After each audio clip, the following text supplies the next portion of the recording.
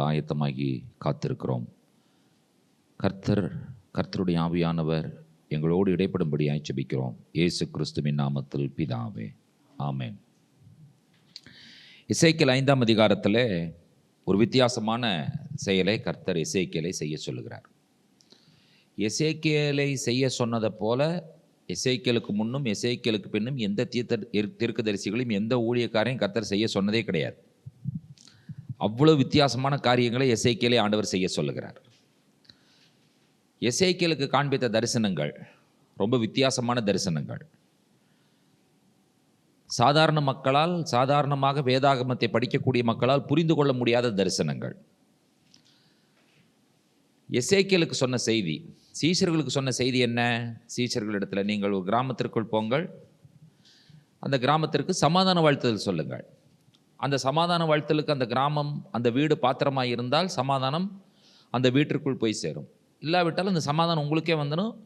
அந்த கிராமத்திலிருந்து நீங்கள் உங்களுடைய கால்களில் இருக்கிற தூசியை உதறி போட்டுவிட்டு நீங்கள் வெளியே வந்து விடுங்கள். இவ்வளோதான் சொன்னார் இல்லையா? ஆரம்பத்தில் சொல்லும் பொழுது சமாரியர் இடத்தில் போகாமல் இருங்கள் அப்படின்லாம் சொன்னார். அடுத்தது சொன்னார், ஆடுகளை ஓநாய்களுக்கு நான் அனுப்புறதுக்குள்ளே அனுப்புகிறேன், ஆகியனால நீங்கள் எப்படி இருக்கணும்? பாம்பை போல வினாவாவும் புறவை போல கபடற்றகுலமாய் இருங்கள். உங்களை துன்பப்படுத்துவார்கள், ஆகிலும் அதற்கு ஒரு வாக்குத்தத்தம் கொடுத்தார். உங்களுடைய தலைகளில் உள்ள மயிரெல்லாம் எண்ணப்பட்டிருக்கிறது, ஆகியனால நீங்கள் போங்கள் அப்படின்னு சொல்லி ஒரு எப்படி பார்த்தீங்கன்னு சொன்னால் ஒரு கம்ஃபர்ட்டான வார்த்தையோடு சொல்ல கூட செஞ்சு அனுப்புகிறார். ஆனால் எசேக்கியேலுக்கு சொல்லும்போது தெளிவாக சொல்லிட்டார். அவர்கள் நெற்றி கடினம், அவங்க கலக வீட்டார், நீ சொன்னாலும் கேட்க மாட்டாங்கன்ட்டார். நீ சொன்னாலும் என்ன செய்ய மாட்டாங்க? கேட்க மாட்டாங்க. நம்மளுக்கு ஒரு கேள்வி வரும். என்ன கேள்வி வரும்னா, சொன்னாலும் கேட்க மாட்டாங்கன்னு சொல்கிற இடத்துக்கு நீங்கள் என்னை அனுப்பி சொல்ல சொல்கிறீங்களே, இது நியாயமா அப்படிங்கிற ஒரு கேள்வி நம்ம கேட்போம். உங்களுக்கே தெரியுது சொன்னால் கேட்க மாட்டாங்கன்னு சொல்லி. சொன்னால் கேட்க மாட்டார்கள் என்று சொல்லுகிற இடத்திற்கு நீங்கள் என்னை அனுப்புவது எந்த வகையில் நியாயம்? அப்போ நமக்குள்ளே என்ன ஒரு மென்டாலிட்டி உருவாயிருன்னு கேட்டிங்கன்னு சொன்னால், அவங்க தான் சொன்னால் கேட்க மாட்டாங்கன்னு ஆயிடுச்சு, அதுக்கப்புறம் நம்ம என்ன இப்போ ஏதோ ஒன்று சொல்லலாம் அப்படிங்கிற மென்டாலிட்டி உருவாயிடும். அடுத்தது ஆண்டவர் எசேக்கியேலை உருவாக்கும் பொழுது பார்த்தீங்கன்னு சொன்னால் அவனுக்கு ஒரு சுருளை கொடுக்குறார். இந்த சுருளில் ஐயோ, புலம்பல்கள், தவிப்பு இதெல்லாம் எழுதப்பட்டிருக்கு. நம்ம பார்த்தா அந்த சுருளை சாப்பிடவே மாட்டோம், அதை சாப்பிடுங்கிறார். அதை சாப்பிடும் பொழுது எசேக்கியேல் சொல்லுகிறான், அது என் வாய்க்கு தேனை போல தித்திப்பாய் இருந்தது என்று சொல்லுகிறார்.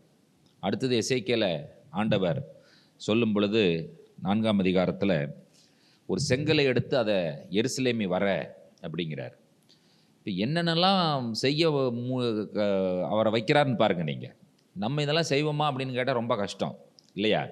ஒரு செங்கல் எடுத்து எருசலேமி வர, அதை முற்றுகை போடு, அதற்கப்புறம் உனக்கும் செங்கலுக்கு அந்த வரைந்த எருசலேமுக்கு நடுவே ஒரு இருப்பு சட்டியை வை. அதற்கப்புறம் என்ன பண்ணணும்னு சொன்னால், நீ ஒரே சைடு படுத்துட்டு எத்தனை நாள் ஒரு அப்பத்தை சாப்பிடு? 390 நாள் ஒரு அப்பத்தை சாப்பிடு. அடுத்தது யூதாவுக்காக 40 நாள் சாப்பிடு, அந்த பாவத்தை சும அப்படிங்கிறார். அடுத்தது சொல்கிறார், நீ என்ன பண்ணணும்? பல வகையான தானியங்கள் எடுத்து ஒரு ரொட்டி சுடு, அப்பம் சுடு. அந்த அப்பத்தை ஆண்டவர் முதல் என்ன சொன்னார்? மனித கழிவில் இருக்கிற சுடுன்ட்டார். அது எவ்வளவு ஒரு கஷ்டமான விஷயம் என்பதை யோசித்து பாருங்கள். மனித கழிவில் ஒரு அப்பத்தை சுடுறதுன்னு அவன் சொல்கிறான், ஆண்டவரே இது ஒன்றுக்கு தான் ஆண்டவர்கிட்ட எதிர்த்து பேசியிருக்கான்னு நினைக்கிறேன். இல்லை ஆண்டவரே, நாங்கள் இது நாள் வரைக்கும் அப்படி ஒரு நான் கோஷர் விஷயத்தில் நான் ஈடுபட்டதில்லை. சரி ஓகே, மாட்டு சாணியில் சுடுன்ட்டார். அதையும் சுட்டு சாப்பிட்ருக்கான். சரி, வரைய சொன்னார், வரைஞ்சிட்டேன். தரிசனங்களை காமிக்க சொன்னார், பார்த்துட்டேன். அதுக்கப்புறம் அப்பத்தை சுட சொன்னார், அப்பத்தையும் சுட்டுட்டேன். இப்போ என்னடா பண்ண சொல்கிறாருன்னு கேட்டிங்கன்னா, ஒரு சவரகன் கத்தி எடுத்து மண்டையை சிறைங்கிறார், தாடியும் சிறைங்கிறார். இது எப்படி? இது ரொம்ப கஷ்டமான விஷயம் இல்லையா? என்னோடய தலையை நானே ஷேவ் பண்ணுறது எவ்வளோ கஷ்டம்னு யோசிச்சு பாருங்கள். அதாவது நம்மளுடைய முகத்தில் இருக்கிற முடியை ஷேவ் பண்ணுறங்கிறது ஈஸி. தலைமுடி எப்படி ஷேவ் பண்ணுறது? அதையும் என்ன செய்ய சொல்கிறாருன்னா, ஷேவ் பண்ணு அப்படிங்கிறார். அப்போ இது என்னன்னு கேட்டிங்கன்னா, ஒரு தாழ்மை, ஒரு ஹியூமிலிட்டி. ஒரு ஆசாரியன் தலையும் தாடி என்ன செய்யக்கூடாது? ஷேவ் பண்ணக்கூடாது. இவன் ஒரு ஆசாரியன். அப்போ இவனுடைய தலையும் தாடியும் ஆண்டவர் ஷேவ் பண்ண சொல்லுகிறார்.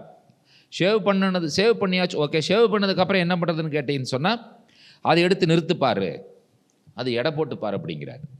எடை போட்டு 3ஆக பிரி. அது என்ன பண்ணணும்? 3ஆக அந்த நீ இந்த எடுத்த முடிய 3ஆக பிரித்துக்கொள் அப்படிங்கிறார்.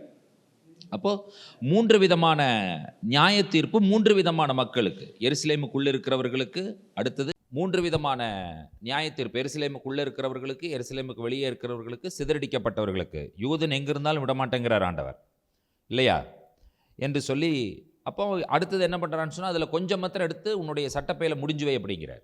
சரி, ஓகே, அதையும் முடிஞ்சாச்சு. முடிஞ்சதுக்கப்புறம் என்ன பண்ணுறாருன்னா, அந்த கொஞ்சம் எடுத்து நீ வந்து சட்டப்பையில் வச்சிருக்கிறதுலையும் கொஞ்சம் எடுத்து அக்னியில் போடுங்கிறார். ஸோ வினோதமான வித்தியாசமான காரியங்கள் என்பதை நீங்கள் புரிந்திருக்கிறீர்கள். இப்போ அடுத்தது நம்ம வந்து எதை பார்க்கணும்னு சொல்லி கேட்டீங்கன்னு சொன்னால், எசேக்கியேல் 5ஆம் அதிகாரத்தினுடைய 5, 6 வசனங்கள் வாசிங்க. கர்த்தராகிய ஆண்டவர் சொல்லுகிறது என்னவென்றால், இதுவே எருசலேம், புறஜாதிகளின் நடுவிலே நான் அதை வைத்தேன், அதை சுற்றிலும் தேசங்கள் இருக்கிறது. அது புறஜாதிகளை பார்க்கிலும் என் நியாயங்களையும், தன்னை சுற்றிலும் இருக்க தேசங்களை பார்க்கிலும் என் கட்டளைகளையும் அக்கிரமமாக மாற்றி போட்டது. அவர்கள் என் நியாயங்களை வெறுத்து என் கட்டளைகளில் நடவாமற் போனார்கள். அதாவது கர்த்தர் சொல்ற விஷயத்தை நீங்க நல்லா கவனிங்க. எருசலேமை நான் எங்கே வச்சேன்னு சொன்னால், புறஜாதிகளின் நடுவில் நான் வச்சேன். எருசலேம் தேவனுடைய சமாதானத்தின் நகரம். நடுவில் எருசலேமை சுற்றிலும் நகரங்கள் இருக்கிறது. ஆண்டவர் வைக்கிற ஒரு குற்றச்சாட்டை பாருங்க. நான் நியாயங்களையும் கட்டளைகளையும் நான் வந்து எருசலேமுக்கு கொடுத்தேன். நான் நடந்தது என்னன்னு கேட்டிங்கன்னா, உதாரணமாக பொய் சொல்லாதிருப்பாயாக என்பது ஒரு கட்டளை. கர்த்தர் வைக்கிற குற்றச்சாட்டு வேற ஒன்றுமே கிடையாது. சுற்றிலும் இருக்கிற புறஜாதி ஒரு நாளைக்கு ஒரு பொய் சொன்னான்னா, இவன் ஒரு நாளைக்கு 100 பொய் சொல்கிறான் அப்படிங்கிறார். அவ்வளோதான், வேற ஒன்றுமே கிடையாது. இவனுக்கு நான் கொடுத்த நீதியையும் நியாயங்களையும் கட்டளைகளையும் கொடுத்தேன். புறஜாதி கூட கொஞ்சமாக தான் தப்புன்றான். ஆனால் இவன் என்ன பண்ணுறான்னு கேட்டீங்கன்னு சொன்னால், புறஜாதியை விட அதிகமாக தவறு செய்கிறான். குற்றச்சாட்டு கரெக்டாக இருக்கா? 6வது வசனத்தை பாருங்கள், படித்து பார்த்தீங்கன்னா உங்களுக்கு புரியும். புறஜாதிகளை பார்க்கிலும், புறஜாதிகளை விட அதிகமாக என்னுடைய நியாயங்களையும், தன்னை சுற்றிலும் இருக்கிற தேசங்களை பார்க்கிலும் அதைவிட அதிகமாக என் கட்டளைகளையும் இஸ்ரவேல் அக்கிரமமாக மாற்றி போட்டது. இஸ்ரவேல் என் நியாயங்களை வெறுத்தார்கள், இஸ்ரவேல் என்னுடைய கட்டளைகளில் நடவாமற் போனார்கள் என்கிற ஒரு குற்றச்சாட்டை ஆண்டவர் எசேக்கியேல் மூலமாக இஸ்ரவேல் மக்கள் மேலே வைக்கிறார். இப்போ நீங்கள் எத்தனை பேர் அதை ஒத்துக்கிறீங்க? ஆமாம், இந்த குற்றச்சாட்டு, ஆண்டவர் வைக்கிற குற்றச்சாட்டு சரியான குற்றச்சாட்டு தானே என்று. ஆமாவா? இப்போ அந்த குற்றச்சாட்டை இன்றைக்கி ஆண்டவர் நம்முடைய கம்யூனிட்டியில், நம்ம திருச்சபைகள் மேலே ஆண்டவர் வைக்கிறாருன்னு சொன்னால், இது சரியாக இருக்குமா? இல்லை ஆண்டவரே, நீங்கள் சொல்கிறதெல்லாம் அப்படியெல்லாம் தப்பு, நாங்கள் வந்து அப்படி புறஜாதிகளை பார்க்கணுமெல்லாம் நாங்கள் வந்து அப்படியெல்லாம் ரொம்ப மோசமான ஆள் கிடையாது அப்படின்னு சொல்ல முடியுமா நம்ம? இப்போ இன்றைக்குள்ள திருச்சபைக்கான ஒரு மிகப்பெரிய எச்சரிப்பின் சத்தமாக இதை திருச்சபை எடுத்துக்கொண்டால்தான் நாம் என்ன செய்ய முடியும் என்று சொன்னால், மனம் திரும்ப முடியும். கரெக்டா? இப்போ ஆண்டவர் வைக்கிற குற்றச்சாட்டில் இருக்கிற அந்த நியாயத்தை பாருங்க. என்ன நியாயம் என்று சொன்னால், இப்போ புறஜாதி ஒரு தவறு செய்கிறான் அப்படின்னா, அதுக்கு காரணம் என்னன்னு கேட்டீங்கன்னு சொன்னால், அவனுக்கு எந்த கட்டளையும் கிடையாது, எந்த நியாயமும் கிடையாது. இப்போ நீங்கள் ஒருத்தன் வந்து இந்து மார்க்கத்துக்கு போகிறான், அவனுக்கு போன உடனே ஏதாவது கொடுக்குறாங்களான்னு ஒன்றும் கிடையாது. நீங்கள் என்றைக்கு சர்ச்சுக்கு வர்றீங்களோ, சர்ச்சுக்கு வந்த உடனே நமக்கு ஒன்று கொடுக்குறாங்க. என்னென்னு கேட்டிங்கன்னா, ஒரு பைபிளை முதல்ல கையில் கொடுத்துட்றாங்க. இது நம்ம என்ன புரிஞ்சிக்கக்கூடாதுன்னு கேட்டிங்கன்னா, ஏதோ நமக்கு ஒரு அடையாளத்தை கொடுத்துருக்காங்க பைபிள் அப்படிங்கிறது மாதிரி புரிஞ்சிக்கக்கூடாது. Bible is not a simple. நீங்கள் ஒரு கிறிஸ்டியன் என்பதற்கு அடையாளம் கிடையாது, சிம்பிள் கிடையாது. இது என்னன்னு கேட்டிங்கன்னு சொன்னால், நீ இதுக்குள்ளே வந்துட்ட, உன்னுடைய வாழ்க்கை இதற்குள்ளே தான் இருக்கணும், இதற்கு கட்டுப்பட்டது தான், இதில் எழுதியிருக்கிறபடியிடம் செய்ய நீ கவனமாக இரு, இல்லையா? நீ உட்காரும் பொழுதும் எழுந்திருக்கும் பொழுதும் அவைகளை குறித்து பேசு, உன்னுடைய பிள்ளைகளுக்கு கருத்தாய் சொல்லிக் கொடு, அதை உன்னுடைய இருதயத்தில் வைத்துக்கொள். இந்த தேவனுடைய வார்த்தையை நிராகரிப்பது தான் நாம் செய்கிற காரியம். இதை வச்சிருக்கோம், இதுக்கு ஒன்றும் பெரிய மதிப்பு கொடுக்கறது கிடையாது. இதை வந்து இதற்கு நம்ம வந்து கீழ்ப்படியணும் அப்படிங்கிற எண்ணம் இல்லை. அதுதான் நாம் செய்கிற தவறு. அப்போது நமக்கு வந்து இப்படிப்பட்ட ஒரு காரியம் நடைபெறுகிறது என்பதை யார் சொல்கிறான்னு கேட்டிங்கன்னா, எசேக்கியேலுக்கு ஆண்டவர் சொல்லுகிறார். இப்போ ஆண்டவர் என்ன சொல்லுகிறார்? எசேக்கியேல் 5ஆம் அதிகாரம் 7, 8, 9 3 வசனங்களை வாசியுங்கள். ஆகையால் கர்த்தராகிய ஆண்டவர் சொல்லுகிறது என்னவென்றால், உங்களை சுற்றிலும் இருக்கிற புறஜாதிகளை பார்க்கிலும் அதிகரிக்கிறவர்களாகி நீங்கள் என் கட்டளைகளிலே நடவாமலும் என் நியாயங்களின்படி செய்யாமலும் உங்களை சுற்றிலும் இருக்கிற புறஜாதிகளுடைய நீதி நியாயங்களின்படியாவது நடவாமலும் போனபடியினாலே, இதோ நானே உனக்கு விரோதமாக வந்து புறஜாதிகளுடைய கண்களுக்கு முன்பாக உன் நடுவிலே நீதி செலுத்தி, நான் முன்பு செய்யாததும் இனி செய்யாத இருப்பதுமான விதமாய் உனக்கு உன் எல்லா அருவருப்புகளின் நிமித்தமும் செய்வேன். சரி, ஓகே. இந்த விஷயத்தை நீங்க பாருங்க. இது எவ்வளவு வேதனையான விஷயம் பாருங்க. 7வது வசனத்துல கர்த்தராகிய ஆண்டவர் சொல்லுகிறது என்னவென்றால், உங்களை சுற்றிலும் இருக்கிற புறஜாதிகளை பார்க்கிலும் அதிகரிக்கிறவர்களாகிய நீங்கள் என் கட்டளைகளிலே நடவாமலும் என் நியாயங்களின்படி செய்யாமலும் இருக்கிறீங்க. ஆனால் ஆண்டவர் ஒன்று டிமாண்ட் வைக்கிறார். சரி, பரவாயில்லப்பா, உங்களை சுற்றிலும் இருக்கிற புறஜாதி ஒரு நீதி நியாயத்தோடு நடக்கிறானே, அதன்படியாவது நீ நடக்கலாம்லங்கிறார். பைபிள் படி நடக்க வேண்டாம்ப்பா, நான் கொடுக்குற பைபிள் படி நடக்க வேண்டாம். அந்த புறஜாதிட்டு இருக்கிற அவன் ஓரளவு கொஞ்சம் நல்லா இருக்கிறான், பெட்டராக இருக்கிறான், நீ அவனம்படியாவது செய்யலாம்ல. அவனை விட மோசமால இருக்கிற. பைபிளே இல்லாதவன் நல்லா இருக்கான், பைபிளை வச்சிருக்கவன் எப்படி இருக்கிற? மோசமாக இருக்கிறேன். ஆண்டவர் என்ன சொல்கிறாருன்னு சொன்னால், ஆண்டவருடைய வேதனை என்ன சொன்னால், நான் உனக்கு கொடுத்துருக்கிற பைபிளை தூக்கி அந்த பக்கம் வச்சிரு, பரவாயில்ல, அதை பற்றி நான் கூட யோசிக்கலை. பைபிள் என்ன பண்ணிடு, தூக்கி அந்த பக்கம் வச்சிரு. உனக்கு முன்னால் என்னுடைய பைபிளே இல்லாமல், வேதமே இல்லாமல் புறஜாதி நீதியாகவும் நியாயமாகவும் நடக்கிறானே, அவனை பார்த்து அவனுடைய நீதி நியாயப்படியாவது நடன ஆண்டவர் கேட்குறாருன்னா எவ்வளோ பெரிய வேதனையான விஷயம் என்பதை யோசித்து பாருங்க. பொதுவாக சொல்லப்போனால் இன்றைக்கி கிறிஸ்தவர்களை விட கிறிஸ்தவர்கள் அல்லாதவர்கள் எவ்வளோ நல்லா இருக்கிறாங்க. நீதி, நியாயம், நேர்மை, சொல் தவறாமை, இதில் பார்த்தீங்கன்னு சொன்னால் அவங்க பார்த்தீங்கன்னு சொன்னால் ரொம்ப கேர்ஃபுல்லாக இருக்கிறாங்க. நம்ம என்ன இருந்தாலும் நியாயமாக நடக்கணுங்க, நீதியாக நடக்கணும். நீதியாக நடக்கிறவனை, நியாயமாக நடக்கிறவனை நம்ம என்ன பண்ணுறோன்னு சொன்னால், சர்ச்சுக்கு கூட்டிகிட்டு வந்து நியாயம் இல்லாதவனை மாற்றி விட்டுறோம். எவ்வளோ கேவலமான விஷயம் பாருங்க. பேசாமல் அவன் அங்கே இருந்தால் கூட எப்படி இருப்பான், கரெக்டாக இருந்திருப்பான். இங்கே அவனுடைய இருக்கிறதும் கெட்டு போகுது. நல்லா இருந்துட்டு இருந்தான். இங்கே பார்த்தீங்கன்னு சொன்னால் அந்த பயம், கடவுள் பக்தி, பயம், தெய்வ பயம் எதுவுமே கிடையாது. நான் ஒரு நபருக்கு பைபிள் ஒருத்தர் என்கிட்ட கேட்டார். உடவனப்பேட்டை சர்ச்சில் பின்னால் இருக்கிற அந்த ஸ்டேஜுக்கு ஃபால் சீலிங் போடுறதுக்கு ஒருத்தரை கூப்பிட்டுருந்தேன். நான் ஒருத்தர் இன்ட்ரடியூஸ் பண்ணாங்க. ஒருத்தர் வந்தார், உட்காந்து பேசிகிட்டு இருக்கும்போது நான் அவர்கிட்ட ஒரே ஒரு விஷயம் சொன்னேன். எனக்கு ஒரு வாரத்துக்குள்ளே இதை நீங்கள் முடிச்சு கொடுத்துருங்க, ஏன்னா நான் இங்கே இருக்க மாட்டேன், நான் இஸ்ரேலுக்கு போயிடணும், எனக்கு அங்கே மக்களை கூட்டிகிட்டு போகிற வேலை இருக்குது அப்படின்னு சொன்ன உடனே அவர் அடுத்து ஒரு மூஞ்சி மாறிடுச்சு. அப்படின்னு சார், இஸ்ரேல் போவீங்களா நீங்கள் அப்படின்னு கேட்டார். ஆமாம். எனக்கு ஒன்று புரியல சார், ஒன்றுமே பண்ண முடியலையே அந்த தேசத்து மக்கள் அவ்வளவு ஞானமாக இருக்கிறாங்க, அப்படி இருக்கிறாங்க, இப்படி இருக்கிறாங்க, நானும் படித்து பார்க்குறேன், என்னன்னே புரியல, அவங்களுக்கு மட்டும் சார் ஏன் சார் இப்படி இருக்குது அப்படின்னு சொல்லி கேட்டார். நான் உடனே என்ன பண்ண தெரியுமா, இப்படிட்டா அங்கே இருக்கிற தம்பி ஒரு பைபிள் எடுத்துகிட்டு வான்னு சொன்னேன். பைபிள் எடுத்துகிட்டு அவங்கள்ட்ட காமிச்சேன். சார், இந்த வேதம் அவங்கள்ட்ட இருக்கிறதுனால தான் சார் அவங்க இப்படி இருக்கிறாங்க அப்படின்னு சொல்லி சொன்னேன். அவர் என்ன பண்ணார், சார் இது எனக்கும் கிடைக்குமா சார், நானும் ஒன்று வச்சுக்கிட்டுமா அப்படின்னு கேட்டார். தாராளமாக உங்களுக்கு கொடுக்குறக்கு தான் வாங்கிட்டு வந்தேன்னு சொல்லி இந்த பைபிளை கொடுக்குறேன். அவர் எந்திரிச்சு நின்று என்ன பண்ணுறாருன்னு சொன்னீங்கன்னா, செருப்பை கழட்டி விட்டுட்டு அந்த பைபிளை வாங்கும் பொழுது நல்லா இப்படி கும்பிடு போட்டு இந்த பைபிள் வாங்குறாரு. நான் நினச்சேன், ஆரம்பத்தில் குனிஞ்சு கும்பிடு போட்டு பைபிளை வாங்குறாள், நம்ம கூட்டத்துக்கு வந்தான்னு சொன்னால் பைபிளை காலுக்கு கீழே தான் வச்சுருப்பாரு. இந்த குனிஞ்சு கும்பிடு போட்டு வாங்குற ஆளை அப்படியே வச்சுருக்கிறதுக்கு வழி என்னென்னா, நம்மால் எவனுமே பைபிளை மதிக்கிறதே கிடையாது இல்லையா? அப்போ இங்கே பார்த்தோன்னே பைபிளா அப்படிங்கிற மாதிரி நிலைமை ஆயிடுச்சு.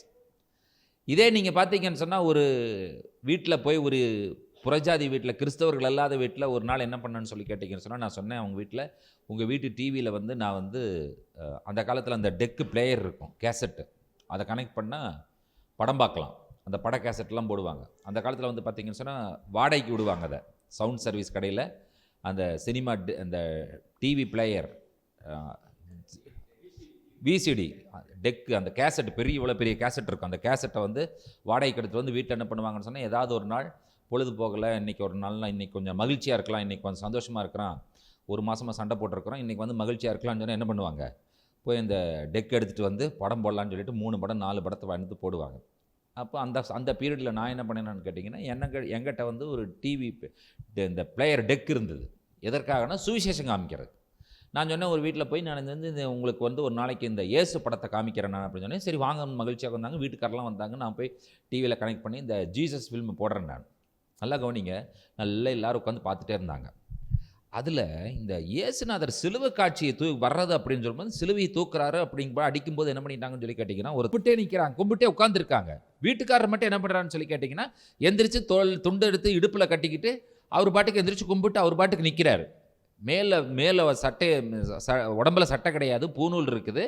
அதுக்கப்புறம் துண்டு வேஷ்டி கட்டியிருக்காரு. வேஷ்டி கட்டினதோடு எந்திரிச்சு நின்று அவர் பூஜை பண்ணுற மாதிரி எந்திரிச்சு இடுப்பில் துண்டை கட்டிட்டு நின்றுட்டு இருக்கிறாரு. எனக்கு ஒன்றும் புரியல. என்ன இப்போ நிற்கிறாரு, என்ன சொல்லிட்டு இருப்பாருன்னு எனக்கும் தெரியல. இப்போ நான் என்ன பண்ணுறது? நமக்கு என்ன, சேரில் உட்காந்து கால் மேலே கால் போட்டு உட்காந்தே பழக்கப்பட்ட ஆளுங்க நம்ம இல்லையா? அப்படி சுகமாக உட்காந்துருக்கணும், இப்படி நீட்டி உட்காரணும், அப்புறம் கால் மேலே கால் போடணும். இதெல்லாம் நமக்கு பக்தி. அவருக்கு பக்தி வரும்பொழுது எந்திரிக்க இப்படி மாறிக்கிறாரு. நமக்கு வந்து நீங்களாம் பார்த்தீங்கன்னா ஜெபம் பண்ணலாம் அப்படின்னு சொன்னால் டக்குன்னு கால் மேலே கால் தூக்கி போட்டுக்குவாங்க. எதுக்குன்னே புரியாது. நம்ம எந்திரிச்சு நிற்கவும் நமக்கு தெரியாது. முழங்கால் போடுறது நம்ம பழக்கத்தை விட்டுட்டோம். இப்படி இருக்கிற ஆளுங்க பக்தி எப்படி காமிக்கிறது? நீங்கள் யோசிச்சு பாருங்கள். இப்போ நம்மக்கிட்ட பக்தியே கிடையாது. நம்ம ஜெபம் பண்ணால் கண்ணை மூடுறது கிடையாது. ஜெபம் பண்ணால் அந்த ஒரு பக்தியோட உள்ளத்தினால திறந்து ஜெபம் பண்ணுறது கிடையாது. எல்லாமே நமக்கு என்ன ஆயிடுச்சுன்னா நீர்த்து போயிடுச்சு, diluted. There is no any fear of God in our lifes. தேவனுக்கான பயம் என்பது சுத்தமாக விட்டு போச்சு. அப்படி பழக்கி விட்டாங்க. ஏசு யார்? உங்கள் அப்பா. ஆகினால என்ன பண்ணு, நல்ல ஆடு. ஏசு யார்? உங்கள் அப்பா, நல்ல ஆடு. அவர் தான் உங்கள் அப்பா வச்ச, நீ தோள் மேலே என்ன பண்ணு, ஏறிக்கோ. அவர் தான் உங்களை என்ன பண்ணுறாரு, தோளில் சுமக்கிறாரு. ஆகினால நம்ம என்ன பண்ணுறது, இருக்கிற சேட்டை இருக்கிற அட்டகாசம் எல்லாம் நம்ம பண்ண வேண்டியதான் நம்ம வேலை இல்லையா? இப்போ அவனுக்கு இருக்கிற பக்தி நமக்கு இருக்கா அப்படின்னு கேட்டால் இல்லை. பக்தியோடு இருக்கிறவனை சுவிசேஷம் சொல்லி உள்ளே கொண்டு வந்து பக்தி இல்லாமல் ஆக்கிற வேலை தான் நம்ம பண்ணிகிட்டு இருக்கிறோம். உண்மையாகவும் நியாயமாகவும் இருக்கிற மனிதனை சுவிசேஷம் சொல்கிறேன்னு பேரில் உள்ளே கூட்டிகிட்டு வந்து என்ன பண்ணுறோம், அவனையும் என்ன பண்ணிடுறோம், கெடுத்து விட்டுறோம். நான் சொல்கிறது உண்மையாக பொய்யா? நீங்கள் தாராளம் நான் சொல்கிறேங்கிறக்காக சொல்ல வேண்டாம். நான் சொல்கிறதுல நியாயம் இருக்கா, உண்மை இருக்கா இல்லையா, அதை மட்டும் சொல்லுங்கள். இருக்குல்ல? அப்போ நம்ம எப்படி நடக்கணும்? இப்போ நியாயத்தீர்ப்பு தேவனுடைய வீட்டில் துவங்கும் காலமாய் இருக்கிறது. நியாயத்தீர்ப்பு எங்கே துவங்குகிறதா? தேவனுடைய வீட்டில் துவங்குகிறது என்று சொல்லப்பட்டிருக்கிறது. ஆகையினாலே கர்த்தர் சொல்லுகிறார், கர்த்தருடைய வார்த்தை என்ன சொல்லுகிறது என்று சொன்னால், நான் முன்பு செய்யாததும் இனி செய்யாதிருப்பதுமான விதமாய் உனக்கு உன் எல்லா அருவருப்புகளின் நிமித்தமும் செய்வேன். அடுத்தது 10வது வசனத்தில் என்ன சொல்லுகிறார்? ஆதலால் உன் நடுவிலே பிதாக்கள் பிள்ளைகளை தின்பார்கள், பிள்ளைகள் பிதாக்களை தின்பார்கள். நான் உன்னில் நீதி செலுத்தி உன்னில் மீதியாய் இருப்பவர்களை எல்லாம் சகல திசைகளிலும் சிதறிப்போக பண்ணுவேன் என்று கர்த்தராகிய ஆண்டவர் சொல்லுகிறார். இப்போ கடைசியில் ஆண்டவர் என்ன சொல்றாருன்னா, இந்த அதிகாரத்திலே இருக்கிற ரொம்ப கடினமான ஒரு வசனம் இந்த வசனம். யோசிச்சு பாருங்க பார்க்கலாம். இப்போ முற்றுகை போடப்பட்டாச்சு. உள்ளே வந்து ஆண்டவர் சொல்லிட்டாரு, நான் எருசலேமின் அப்பன் என்னும் ஆதரவுகோலை முறிப்பேன்ட்டாரு. தேர் இஸ் நோட் கோ அங்கே என்ன இருக்க போகிறதில்ல, சாப்பாடு இருக்க போகிறதில்ல அப்படின்னு சொல்லியாச்சு. இப்போ இருக்கிற சூழ்நிலை நீங்கள் யோசித்து பாருங்கள். எல்பிஜி இல்லை, கடையில் என்ன பண்ணுறான், உடனே ரேட்டை கூட்டுறான். நான் கேட்குறேன், எல்பிஜி சிலிண்டருக்கு ரேட்டே கூட்டலை, உனக்கு எல்பிஜி கிடைக்காதனால ரேட்டை கூட்டினேன்னு என்ன அர்த்தம்? இந்த மக்களுடைய அந்த மனநிலையை பாருங்கள். இந்த சமயத்தில் என்ன பண்ணணும்னு சொன்னால், உங்கள்கிட்ட இருக்கிற சொத்தில் கொஞ்சம் நீ என்ன பண்ணணும், மக்களுக்காக செலவு பண்ணி என்ன முடுக்க முடியுமோ அவருடைய பசி ஆற்றணும். இப்போ பசியோடு போகிறவன் இது வரைக்கும் ஒரு தோசை 5 ரூபாய்க்கு சாப்பிட்டான்னு இப்போ 10 ரூபாய்ங்கிறான். ஏன்டா அப்படின்னு கேட்டால் கேஸ் இல்லை அப்படிங்கிறான். சரி, கேஸ் இல்லை, கேஸ் விலை ஏறி இருந்தால் பரவாயில்ல. கேஸ் விலை ஏறலை, கேஸ் டிமாண்டு தான். நீ என்ன பண்ணணும், தோசை இவ்வளோ நாள் 5 ரூபாய்க்கு கொடுத்தாங்க, இப்போ வந்து தோசை இல்லைன்னு சொன்னீங்கன்னா பரவாயில்ல. புரியுதா உங்களுக்கு? தோசை இல்லை, தட் இஸ் ரைட்.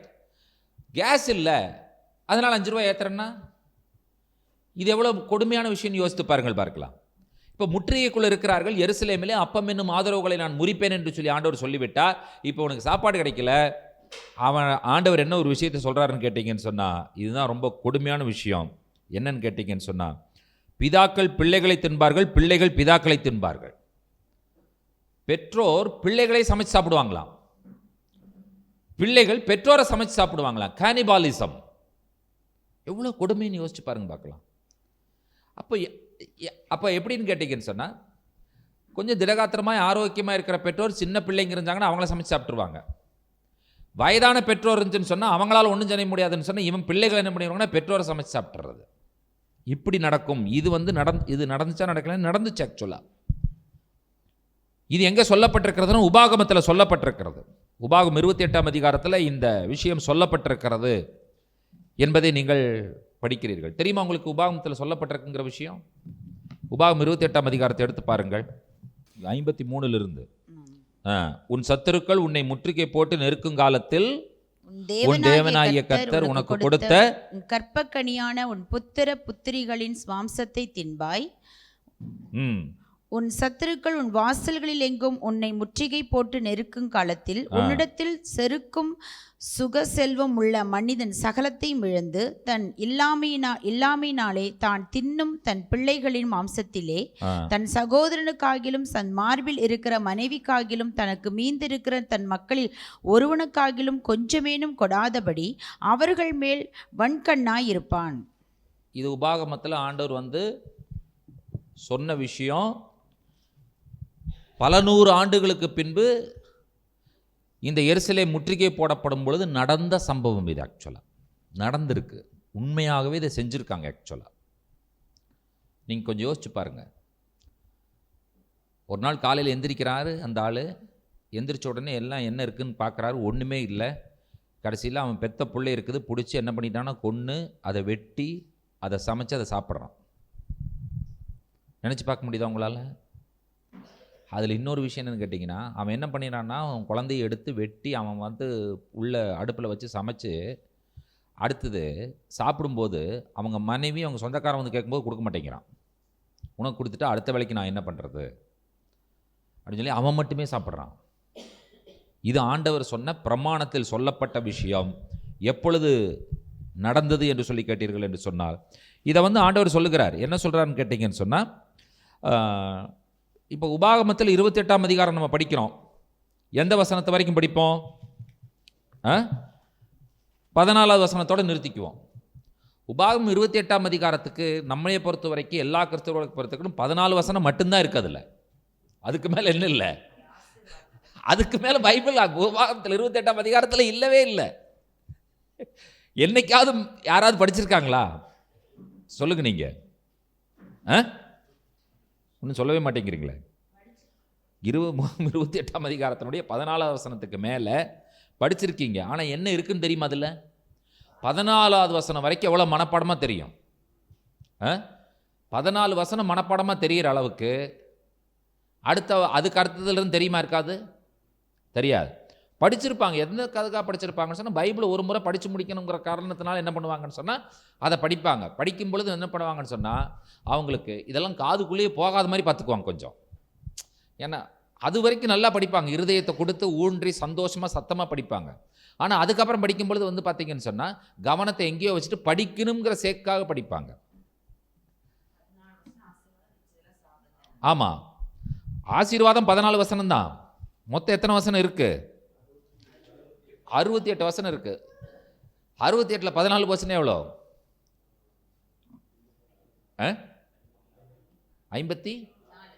54 வசனங்கள் மீது இருக்கு. கர்த்தர் எச்சரிப்பின் சத்தம். இதை நாம் ஏதாவது கேட்குறோமா? இப்போ நீங்கள் யோசிச்சு பாருங்க. உபாகம் 28ஆம் அதிகாரம் 53 54 வசனங்கள் எங்கே கர்த்தர் சொன்ன பிரகாரம் இவர்கள் நடக்காதனால எசேக்கியேல் காலத்திலே முற்றுகையின் போது நடைபெற்றிருக்கிறது என்பது நம்மளால் நம்ப முடியுதா? எப்போது கனெக்ட் பண்ணி பார்த்துருக்கீங்களா? எசேக்கியேல் 5ஆம் அதிகாரம் 11 முதல் 13 வசனங்கள். எசேக்கியேல் 5 11 முதல் 13 வசனங்கள். ஆதலால் சீயென்று இழப்படத்தக்கதும் அருவருக்கப்படத்தக்கதுமான உன் கிரியைகளால் நீ என் பரிசுத்த ஸ்தலத்தை தீட்டுப்படுத்தினபடியால் என் கண் உன்னை தப்ப விடாது. நான் உன்னை குறுகி போக பண்ணுவேன். நான் இறங்க மாட்டேன். இதை என் ஜீவனை கொண்டு சொல்லுகிறேன் என்று கர்த்தராகிய ஆண்டவர் உரைக்கிறார். உன்னிலே 1/3 கொள்ளை நாயால் சாவார்கள். பஞ்சத்தாலும் உன் நடுவிலே மடிந்து போவார்கள். 1/3 உன்னை சுற்றிலும் இருக்கிற இருக்கிற பட்டயத்தால் பெற்றுண்டு விழுவார்கள். 1/3 நான் சகல திசைகளிலும் சிதறிப்போக பண்ணி அவர்கள் பின்னே பட்டயத்தை உருவுவேன். இப்படி என் கோபம் நிறைவேறும்.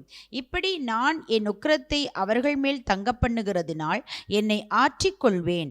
நான் என் உக்கிரத்தை அவர்களில் நிறைவேற்றும் போது கர்த்தராகிய நான் என் வைராக்கியத்திலே இதை பேசினேன் என்று அறிவார்கள். தேவனுடைய ஆலயத்தை இவர்கள் விக்கிரகங்களால் நிரப்பியதனால் கர்த்தர் சொல்லுகிறார், என்னுடைய இரக்கத்தை அவர்கள் விட்டிலிருந்து விலக்குவேன் என்று சொல்லி ஆண்டவர் சொல்லிவிட்டார். நான் அவர்களுக்கு இரக்கமாயிருந்தேன், இப்பொழுது என்ன செய்ய மாட்டேன்? இறங்க மாட்டேன். என் கண் இனிமேல் அவர்களுக்கு இரக்கம் காட்டாது. சொல்கிறத சொல்லலையா? என் கண் அவர்களுக்கு நான் இறங்க மாட்டேன் என்று சொல்லி ஆண்டவர் சொல்லுகிறார். எசேக்கியேல்ல மீண்டும் மீண்டும் வருகிற ஒரு ஃப்ரேஸ் என்னன்னு கேட்டீங்கன்னு சொன்னால், என் கண் அவர்களுக்கு இரக்கம் காட்டாது.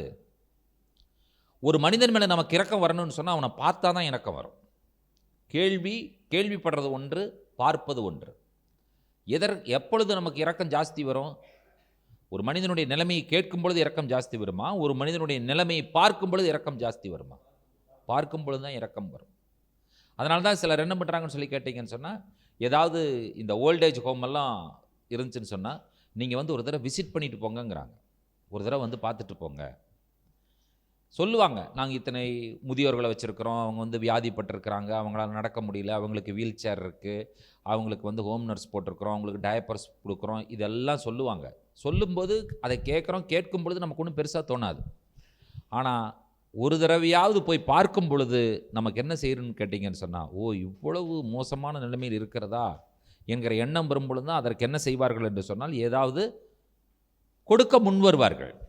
ஏதாவது டொனேஷன் கொடுக்க முன் வரும் பொழுது எப்பொழுதுனா இரக்கம் அவர்களுக்கு வரும் பொழுது. இரக்கம் எப்பொழுது வரும் என்று சொன்னால், பார்க்கும் பொழுதுதான் இரக்கம் வரும். கர்த்தர் என்ன சொல்கிறாருன்னு கேட்டிங்கன்னா, நான் பார்த்தாலும் என் கண் அவர்களுக்கு இறங்காது.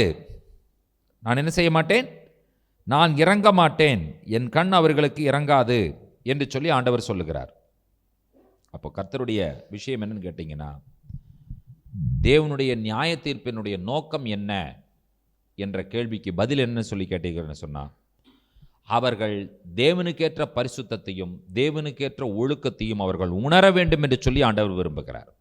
அவர்களுக்கு ஒரு உணர்வு வர வேண்டும் என்பதுதான் ஆண்டவருடைய நோக்கமாய் இருக்கிறது. 1/3 கொள்ளை நோயால் சாவார்கள், பஞ்சத்தாலும் உன் நடுவிலே மடிந்து போவார்கள். 1/3 உன்னை சுற்றிலும் இருக்கிற பட்டயத்தால் வெட்டுண்டு விழுவார்கள். 1/3 நான் சகல திசைகளிலும் சிதறிப்போக பண்ணி அவர்கள் பின்னே பட்டயத்தை உருவுவேன். இப்படி என் கோபம் நிறைவேறும். இப்படி நான் என் உக்கிரத்தை அவர்கள் மேல் தங்க பண்ணுகிறதுனால் என்னை ஆற்றிக்கொள்வேன். கர்த்தர் சொல்லுகிற வார்த்தை. ஓகே, இப்போ எசேக்கியேல் 5ஆம் அதிகாரம் கடைசி 14 முதல் 17 வசனங்களை வாசிக்க கேட்போம். கடந்து போகிற யாவருடைய கண்களுக்கு முன்பாகவும் உன் சுற்றுப்புறத்தாராகிய ஜாதிகளுக்குள்ளே நான் உன்னை பாழும் நிந்தையுமாக்குவேன். நான் கோபத்தாலும் உக்கிரத்தாலும் கொடிய தண்டனைகளாலும் உன்னில் நீதி செலுத்தும் போது உன் சுற்றுப்புறத்தாராகிய ஜாதிகளுக்கு அது நிந்தையும் துர்க்கீர்த்தியும் எச்சரிப்பும் பிரமிப்புமாயிருக்கும். கர்த்தராகிய நான் இதை சொன்னேன். உங்களை அழிப்பதற்கு நான் அனுப்பும் அழிவுக்கேதுவான பஞ்சத்தின் கொடிய அம்புகளை நான் அவர்களுக்குள்ளே எய்யும் போது நான் பஞ்சத்தை உங்கள் மேல் அதிகரிக்க பண்ணி உங்கள் அப்பம் என்னும் ஆதரவு கோலை முறித்து போடுவேன். பஞ்சத்தையும் உன்னை பிள்ளைகள் இல்லாமல் போக பண்ணும் துஷ்ட மிருகங்களையும் உங்களுக்கு விரோதமாக அனுப்புவேன். கொள்ளை நோயும் இரத்தம் சிந்துதலும் உன்னில் சுற்றித் திரியும். பட்டயத்தை நான் உன்மேல் வரப்பண்ணுவேன். கர்த்தராகிய நான் இதை சொன்னேன் என்றார். இப்போ இந்த வசனத்தை பார்க்கும்பொழுது உங்களுக்கு என்ன ஞாபகம் வருதுன்னு பாருங்க. 15ஆவது வசனத்தில் கர்த்தர் சொல்லுகிறார், நடுப்பகுதி பாருங்க, உன் சுற்றுப்புறத்தாராகிய ஜாதிகளுக்கு அது நிந்தையும் துர்க்கீர்த்தியும் எச்சரிப்பும் பிரமிப்புமாய் இருக்கும் சொல்லி சொல்றாருல்ல. இந்த வசனத்தை பார்க்கும் பொழுது உங்களுக்கு என்ன ஞாபகம் இருக்கிறது?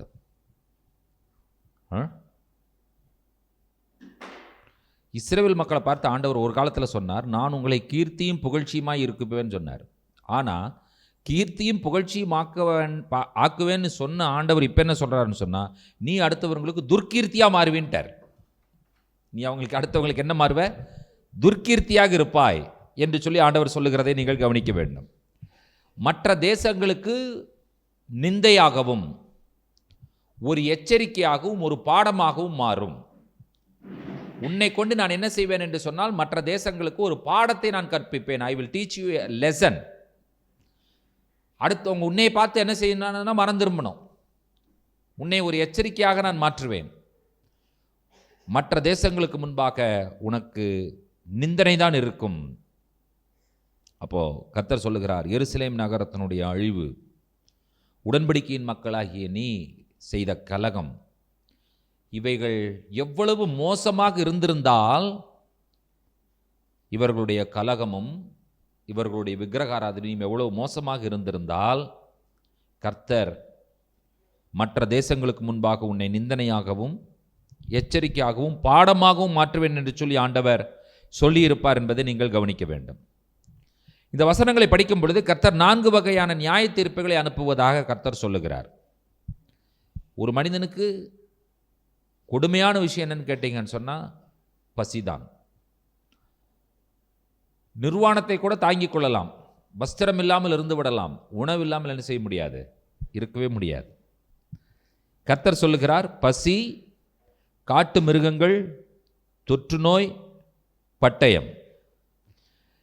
இந்த விஷயங்கள் அனைத்தும் எங்கே சொல்லப்பட்டிருக்கிறது என்று சொன்னால், நியாய தீர்ப்புகள் அனைத்தும் ஏற்கனவே தோராவிலே ஆண்டவரால் சொல்லப்பட்ட விஷயங்கள். அதை நாம் மறந்துவிடக்கூடாது.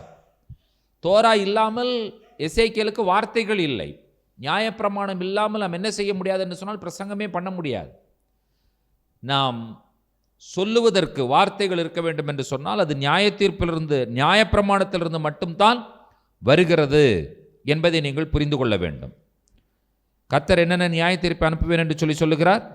பசி, காட்டு மிருகங்கள், தொற்று நோய், பட்டயம், இவைகளை ஆண்டவர் அனுப்புகிறார். ஓகே, 5ஆம் அதிகாரத்தில் நாம் கற்றுக்கொள்ள வேண்டிய பாடங்கள் ஒவ்வொன்றா நிதானமாக சொல்கிறேன், குறிப்பெடுத்துக் கொள்ளுங்கள். நியாய தீர்ப்பு என்று சொல்லும் பொழுது கர்த்தர் சொல்லுகிறார், இட் இஸ் மெஷர்டு, அளவிடப்பட்டது.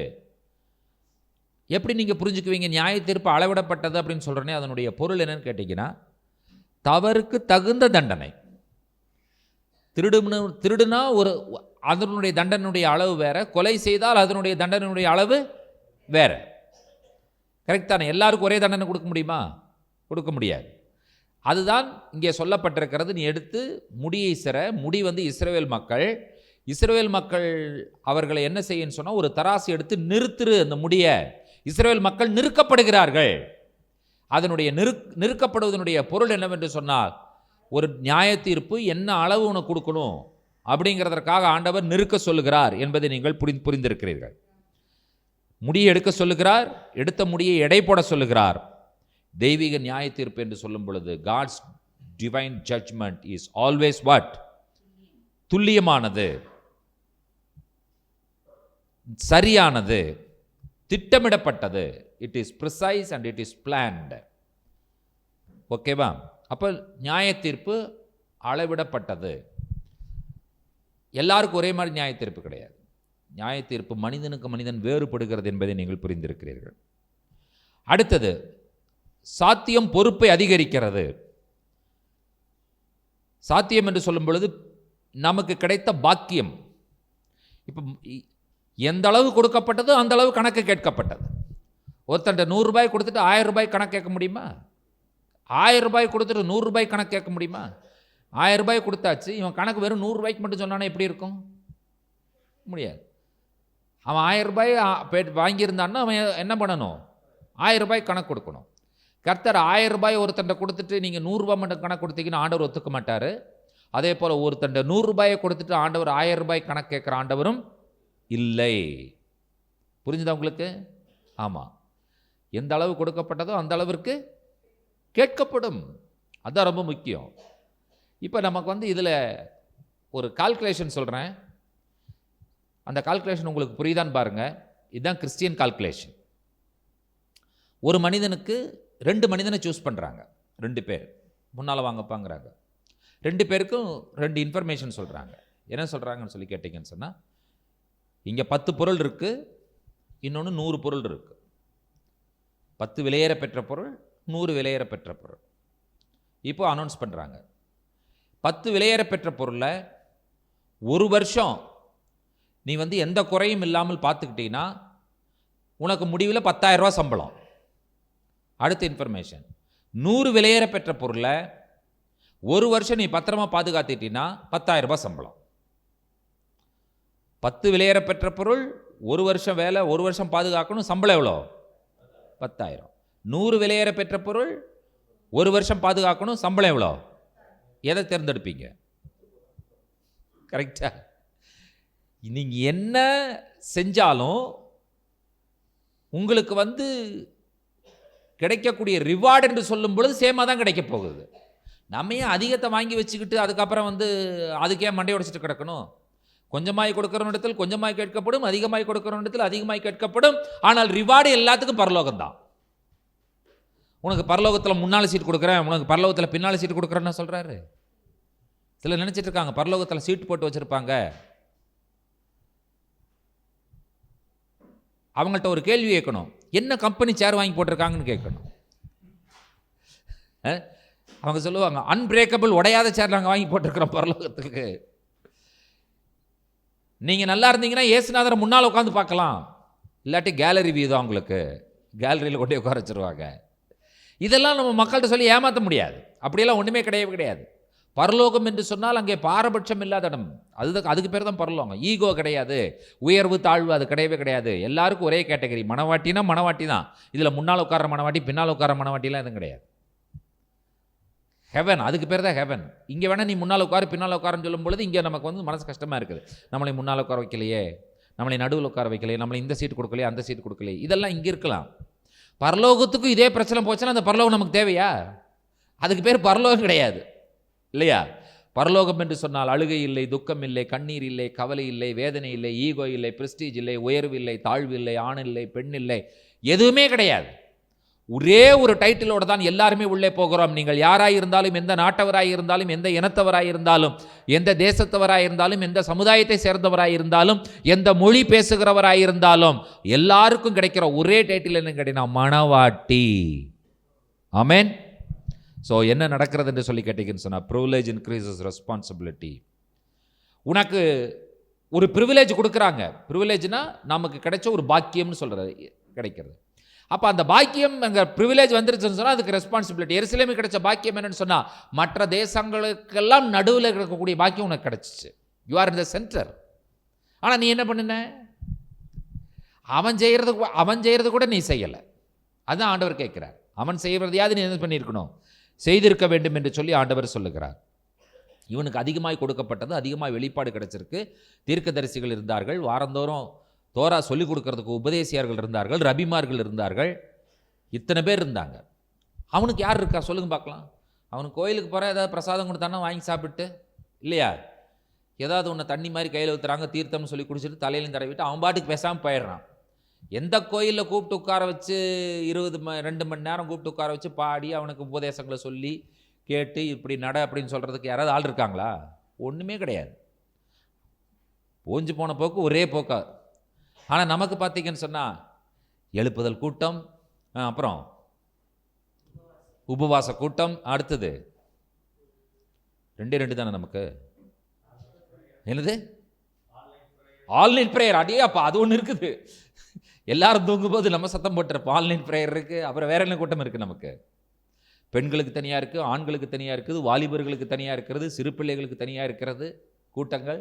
அப்புறம் உயிர் மீட்சி கூட்டங்கள் இருக்கிறது, ஃபாஸ்டிங் ப்ரேயர் இருக்கிறது, உபவாச கூட்டம் வேறு, சாப்பிடாமல் இருந்து வேறு ஜெபிக்கிற இது இருக்குது. வேறு என்னெல்லாம் கூட்டம் இருக்குது? பைபிள் ஸ்டடி இருக்குது, அது வேறு, ஸ்பெஷல் பைபிள் ஸ்டடி வேறு, விசேஷித்த வேத பாடம். அபிஷேக கூட்டம் இருக்குது அடுத்தது தனியாக, அது ஒரு கூட்டம் இருக்குது. அப்புறம் அற்புத பெருவிழா இருக்குது, இல்லையா? வால் போஸ்ட்டை பார்த்தே படிச்சுட்டார் அவர். அற்புத பெருவிழா இருக்குது நமக்கு, சுகமளிக்கும் பெருவிழா இருக்குது, சமாதான பெருவிழா இருக்குது, பேரின்ப பெருவிழா வேறு இருக்குது. என்னங்க கூட்டத்துக்காங்க பஞ்சம்? கூட்டத்தினுடைய டைட்டிலுக்கு பஞ்சமா? யோசிச்சு பாருங்க பார்க்கலாம். எல்லா டைட்டிலும் வச்சு முடிச்சோம். இனி டைட்டில் வைக்கிறதுக்கே ஒன்றுமே இல்லை. இனி தேடினா கண்டுபிடிக்கணும். இனி புதுசாக தான் டைட்டில் கொண்டு வர்றாங்க. இனி நம்ம இருக்கிற மாடர்ன் நாட்கள் டைட்டில் கொண்டு வந்துடுவாங்க. என்ன டைட்டில் கொண்டு வந்துடுவாங்க? இக்னைட் மினிஸ்ட்ரிஸ்ம்பாங்க. என்ன கேட்டிங்கன்னா பற்ற வைக்கிற மினிஸ்ட்ரி இது. இக்னைட்டிங் மீட்டிங் அப்படின்னு என்ன கூட்டம்? தமிழில் போட்டால் பற்ற வைக்கும் கூட்டங்கள். என்னப்பா பற்ற வைக்கிறீங்க? நீங்கள் வாங்க, உங்களை நாங்கள் பற்ற வைத்து அனுப்புவோம் அப்படிங்கிறாங்க. என்ன அனுப்புகிறாங்களா? பற்ற வைத்து அனுப்புகிறார்கள். என்ன கொண்டு வரணும்னு கேட்டிங்கன்னா பெட்ரோல் கொண்டு வந்துருப்பாங்க. அப்போ தானே ஊற்றி பற்ற வைக்க முடியும், இல்லாட்டி பற்ற வைக்க முடியாது. கூட்டங்களுக்கு பஞ்சமா? கூட்டங்களுடைய தலைப்புகளுக்கு பஞ்சமா? யோசித்து பாருங்கள், பார்க்கலாம். இவ்வளவு விஷயங்கள் நடக்கிறது, என்ன மாற்றம் வந்திருக்கிறது என்பதை யோசித்து பாருங்கள் கிறிஸ்தவர்களுக்குள்ளாக. அடுத்தது இதில் கர்த்தர் சொல்லுகிற விஷயம் மூன்றாவதாக என்ன சொல்லுகிறார் என்று சொன்னால், இப்பேற்பட்ட எந்த மகா பொல்லாப்பான ஜனங்கள் மத்தியிலையும் ஒரு கூட்டம் மீதியானவர்கள் இருக்கத்தான்ப்பா செய்வாங்க. அவங்க மீதியானவர்கள், அவங்க நல்லா இருக்கிறாங்க. அவங்க எப்படி இருக்கிறாங்க? நல்லா இருக்கிறாங்க.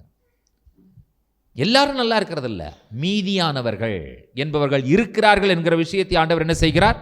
சொல்லுகிறார். அப்போ நமக்களுடைய ஒரே விருப்பம் என்னன்னு சொல்லி கேட்டீங்கன்னு சொன்னால், நான் இப்படியாவது மீதியானவர்கள் கூட்டத்தில் இருக்கணும் அப்படிங்கிறத ரொம்ப முக்கியம். இன்றைக்கி காலையில் நான் ஒரு செய்தி கொடுத்தேன், நீங்கள் யூடியூப்பில் இருக்கிறத அதை நீங்கள் பார்க்கலாம். மத்தேயு எழுதின சுவிசேஷத்தினுடைய 22ஆம் அதிகாரத்திலிருந்து அந்த வசனமே நமக்கு வந்து பார்த்தீங்கன்னு சொன்னால் ஒரு பெரிய வெளிச்சத்திற்கு நமக்கு வந்திருக்கிறது. மத்தேயு 22ஆம் அதிகாரத்தினுடைய 14வது வசனம். மத்தேயு 22:14 என்ன சொல்லுகிறது?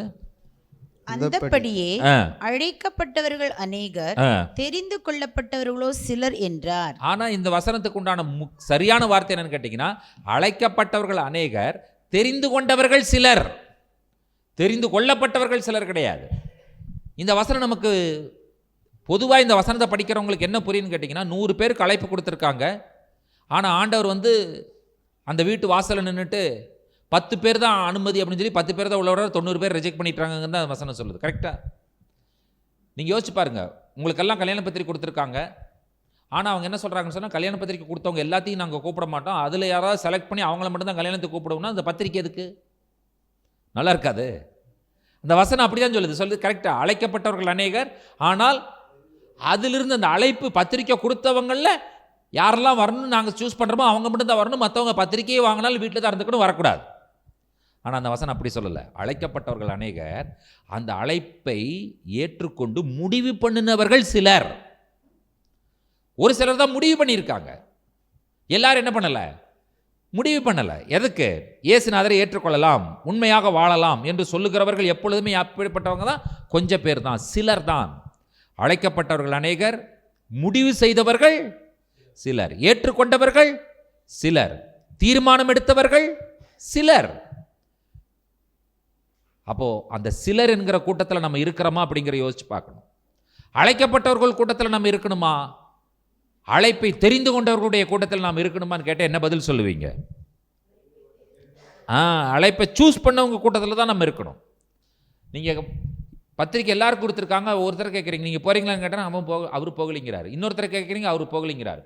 20 பேரை நீங்கள் கேட்டிங்கன்னா ஒரே ஆள் தான் போகிறேன்னுங்கிறாருன்னு வச்சுக்கோங்க. உங்கள் மனசு எப்படி இருக்கும்? ஒரு 50 பேரை கேட்குறீங்க மொத்தமாக, உங்களுக்கு பத்திரிக்கை வந்துச்சா? வந்துச்சு. உங்களுக்கு பத்திரிக்கை வந்துச்சா? வந்துச்சு. உங்களுக்கு பத்திரிக்கை வந்துச்சா? வந்துச்சு. எல்லாரும் சொல்கிறாங்க. கேட்குறீங்க, நீங்கள் போகிறீங்களா? அவர் இல்லைங்கிறார். நீங்கள் போகிறீங்களா? நீங்கள் இல்லை. 50 பேரை கேட்குறீங்க, 50 பேருமே போகலைங்கிறாங்க. 50ல் ஒரு ஆள் தான் நான் போகலான்னு நான் முடிவு பண்ணியிருக்கேன்னு சொன்னால் உங்கள் மனசு எப்படி இருக்கும்? 50 பேரோட சேரணும்னு என்ன வருமா? இந்த ஒரு ஆள் போகிறங்கிற ஆளோட சேரணும் முடிவு மனசு வருமா? சொல்லுங்கள். பொதுவாக எப்படி மனசு இருக்கும் நம்ம மனசு? எவனோ ஒருத்தன் தான் போகிறேங்கிறான், அத்தனை பேரும் போக மாட்டேங்கிறான், அவன் கூடவா நம்ம சேர்றது? போ, நம்மளும் போக வேண்டாங்கிற முடிவு தான் வரும். ஆனால் நம்ம அப்படி முடிவு எடுக்கக்கூடாது. நம்ம என்ன முடிவு எடுக்கணும்னு சொல்லி கேட்டீங்கன்னு சொன்னால், 50 பேரை கேட்டால் அவன் போகலின்ட்டான், ஒரே ஒருத்தன் தான் போகிறேங்கிறான், நான் அவனோட தான் சேருவேன், நான் இவன் கூட சேர மாட்டேங்கிற எண்ணம் வரணும். ஆனால் மக்களுடைய மனநிலை எப்படி இருக்குன்னு சொல்லி கேட்டீங்கன்னு சொன்னால், கூட்டத்தோடு சேரணும்னு தான் நினைப்பானே தவிர, ஒரு ஆள் தனியாக இருக்கானே அவன் கூட நம்ம சேரலாங்கிற மனசு என்ன செய்ய விடுறது? வரவே வராது. கிறிஸ்தவம் என்பது மீதியானவர்களின் கூட்டம். கிறிஸ்தவம் என்பது இயேசு எனக்கு வேண்டும் என்று தெரிந்து கொண்டவர்களுடைய கூட்டம். அது சிலர், பலர் அல்ல, சிலர். அதிகமானவர்கள் அல்ல, மீதியானவர்கள். எத்தனை பேர் சிலர் என்கிறதான கூட்டத்தில் இருப்பதற்கு மனசு அவங்களுக்கு ஒத்து வருமா? வரவே வராது. மீதியானவர்கள் கூட்டத்தில் சேர்றதுக்கு நம்ம மனசு ஒத்து வருமா?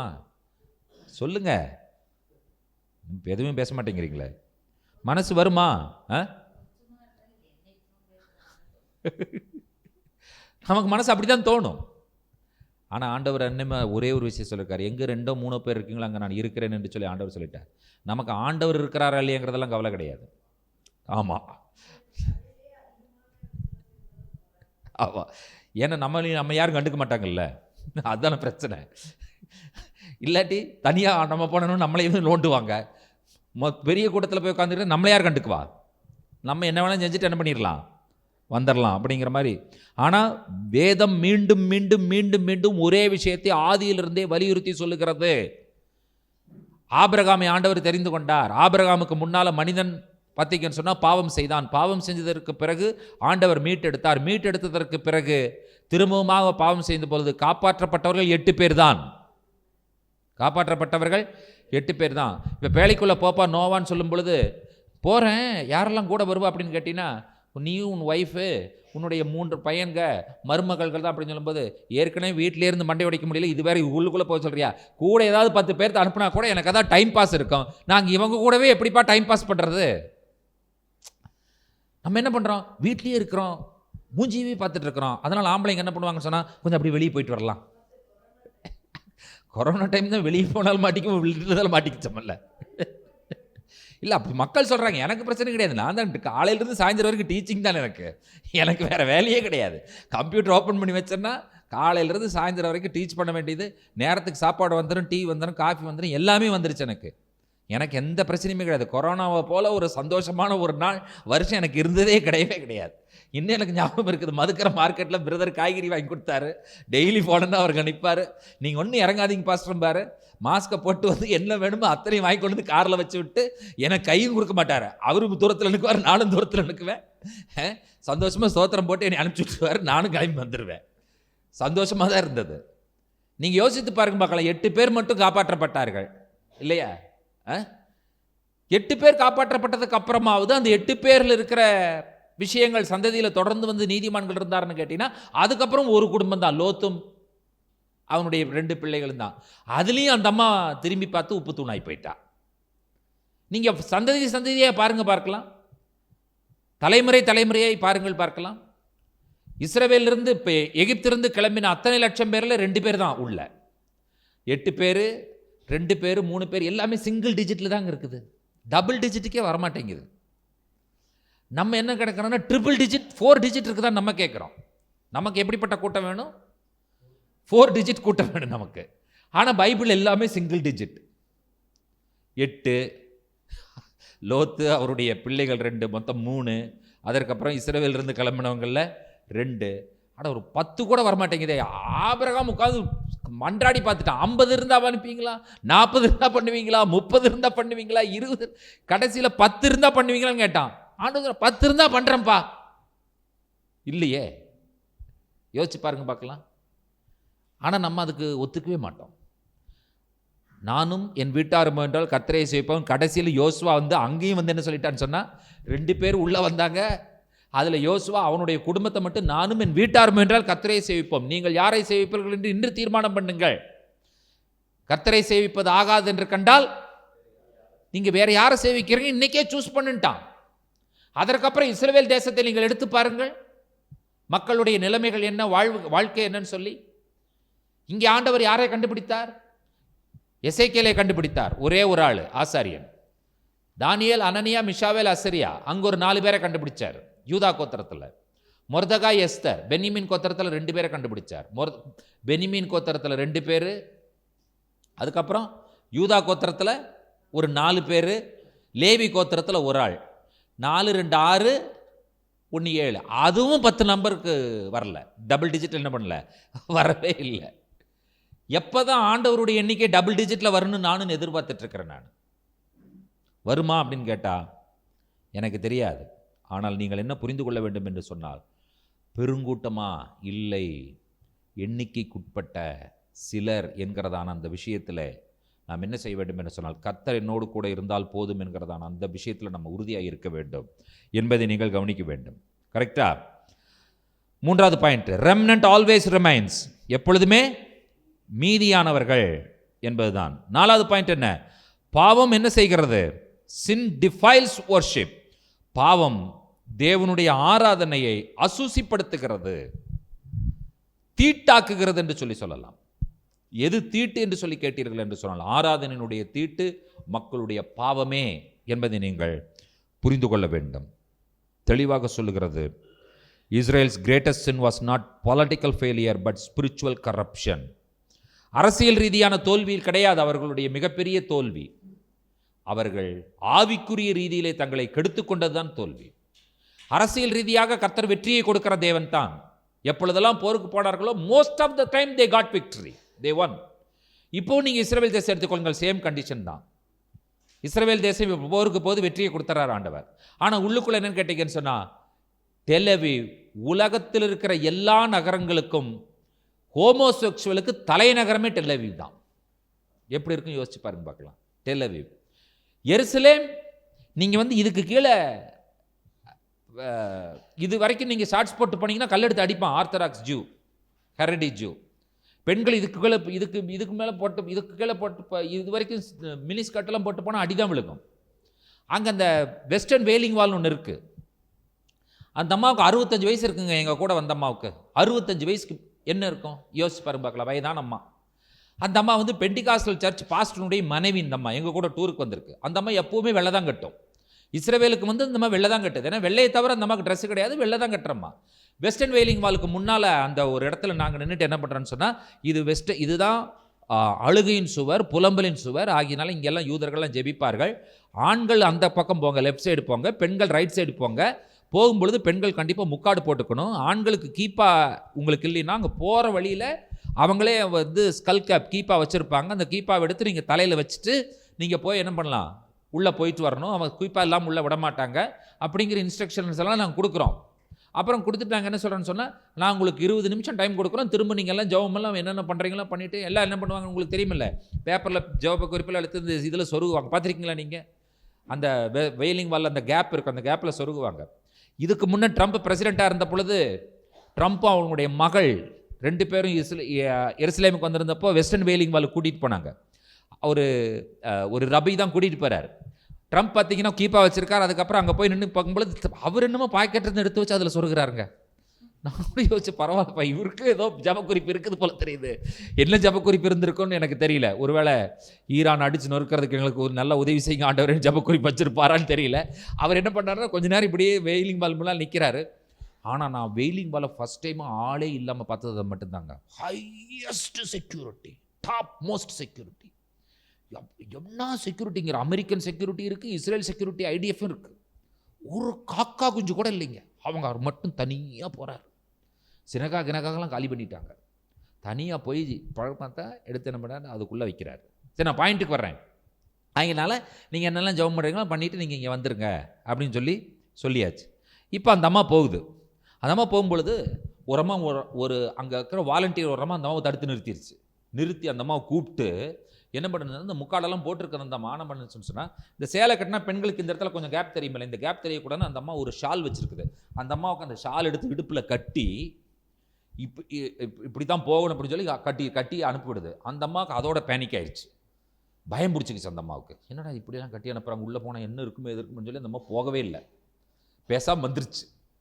நீ யோசிச்சு பாருங்க, அவனுடைய அந்த மத சம்பந்தமான அந்த விஷயங்கள், ரிலீஜியஸ் விஷயங்கள் எங்கே நல்லா இருக்குதுன்னு கேட்டீங்கன்னு சொன்னால், எருசலேமில் இந்த கேப் கூட தெரியக்கூடாதுன்னு சொல்லி பெண்களுக்கு என்ன பண்ணுறாங்கன்னு சொல்லி கேட்டீங்கன்னு சொன்னால், ஷால் வச்சுருக்காங்க மற்ற பெண்கள், அதை கட்டி எது மாதிரி கேப்பும் தெரியக்கூடாதுன்னு அனுப்புகிறாங்க. இது எருசலேமில். டெல் அவீவில் போனீங்கன்னு சொன்னால், இந்த கேங்கிறாங்கல்ல, கேன்னா என்னது, ஓரின சேர்க்கையாளர்கள். நீங்கள் கண் கொண்டு பார்க்க முடியாது. பெண்கள் முன்னால் வரும்பொழுது மேலே சட்டையே இருக்காதுங்க, சும்மா நடந்து வந்துட்டு இருப்பாங்க. டாப்லெஸ். இந்த வெய்ய காலத்துக்கு ஆம்பளைங்க மொட்டை மாடியில் உட்காந்துருப்பாங்க பார்த்தீங்கல்ல, அந்த மாதிரி பெண்களை நீங்கள் என்ன பண்ணான்னு சொன்னால் ஓப்பனாக அவங்க பாட்டுக்கு நடந்து வருவாங்க. இது டெல் அவீவில். ஆனால் போருக்கு போகும்பொழுது ஆண்டவர் என்ன செய்கிறான்னு சொன்னால், இவங்க கூட இருந்து வெற்றியை கொடுக்கிறார். இதுதான் அந்த காலத்திலும் நடந்தது. அரசியல் தோல்வி அல்ல, அவர்கள் பெற்ற அரசியல் தோல்வி கிடையாது. அவர்கள் ஆவிக்குரிய ரீதியிலே தோல்வி அடைந்தார்கள். இஸ்ரவேல் மக்கள் அவர்களுடைய விக்கிரகாராதனை, அவர்களுடைய ஆலயத்தை அசுத்தப்படுத்தியது. இது 5ஆம் அதிகாரத்தினுடைய 4வது பாயிண்டாக நீங்கள் கவனிக்கிறீர்கள். 5ஆம் அதிகாரத்தினுடைய 5வது குறிப்பு என்ன சொல்லுகிறது என்று சொன்னால், தேவன் உங்கள் மேலே நியாய தீர்ப்பு செய்கிறார் என்று சொன்னால் அது தேவனுடைய பரிசுத்தத்தை வெளிப்படுத்துகிறதா இருக்கிறது. தேவனுடைய பரிசுத்தத்தை வெளிப்படுத்துகிறது. அதுதான் நியாய தீர்ப்பு. இப்போ நீங்கள் மிடில் ஈஸ்ட் கண்ட்ரி, கல்ஃப் கண்ட்ரிக்கெல்லாம் போனீங்கன்னா ஏதாவது குற்றம் செஞ்சால் என்ன பண்ணுவாங்கன்னு சொன்னால் விரலை வெட்டுவான், மணிக்கட்டை வெட்டுவான், முழங்கையை வெட்டுவான், கழுத்து வரைக்கும் வெட்டுவான். கையில் ஆரம்பித்து எது வரைக்கும் போகும், கழுத்து வரைக்கும். அது என்ன வெளிப்படுத்துன்னு சொன்னால் எங்கள் தேசத்தினுடைய ஒழுக்கம் இதுங்கிறது வெளிப்படுத்துகிறது. நியாய தீர்ப்பு தேசத்தினுடைய ஒழுக்கம் இப்படி இருக்கிறது என்பதை வெளிப்படுத்துகிறது. தேவனுடைய நியாய தீர்ப்பு தேவனுடைய பரிசுத்தத்தை வெளிப்படுத்துகிறது என்பதை நீங்கள் புரிந்து கொள்ள வேண்டும். எசேக்கியேல் திரும்ப திரும்ப வருகிற வார்த்தை என்னவென்று சொல்லி கேட்டீர்கள் என்று சொன்னால், இதை செய்வதன் மூலமாக நான் கர்த்தர் என்பதை அவர்கள் அறிந்து கொள்ளுவார்கள். என்ன சொல்லப்பட்டிருக்கிறது? நான் கர்த்தர் என்பதை அவர்கள் அறிந்து கொள்ளுவார்கள். கர்த்தராகிய நான் இதை சொன்னேன், கர்த்தராகிய நான் இதை சொன்னேன். இந்த வசனத்தை பாருங்க. இதில் 13ஆம் வசனத்தினுடைய கடைசி பகுதி, கர்த்தராகிய நான் வைராக்கியத்தில் இதை பேசினேன். அடுத்தது 15ஆம் வசனத்தினுடைய கடைசி பகுதி, கர்த்தராகிய நான் இதை சொன்னேன்.